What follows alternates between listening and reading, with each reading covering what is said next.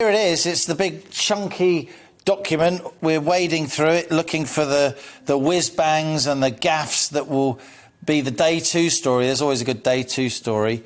I agree with one of our viewers. This was a budget that Gordon Brown could have given.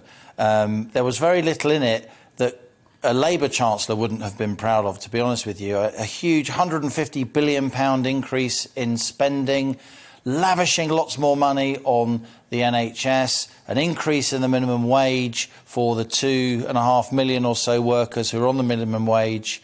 And yet, at the end of his speech, the Chancellor came out with lots of rhetoric that suggested he didn't really believe in what he was doing. I want a smaller state. It is my aim to lower taxes. And yet he's expanded the size of the state big time, and he's increased taxes during this pandemic, of course.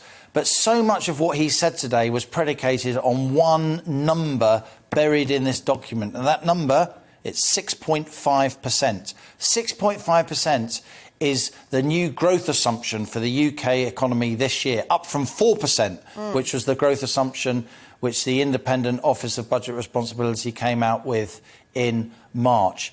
If we do grow by 6.5%, the economy will generate the tax revenues that will pay for all these lavish spending commitments that the Chancellor's made today, which mean lots of people want him to be Prime Minister because he's splashing the cash.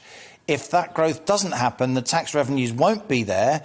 He's then got the choice of borrowing more, which means interest rates will go up and he'll have to pay more in debt interest, or increasing taxes. And there's already lots of tax hikes in the pipeline coming down the track. He didn't talk about them today too much, but they are going to come.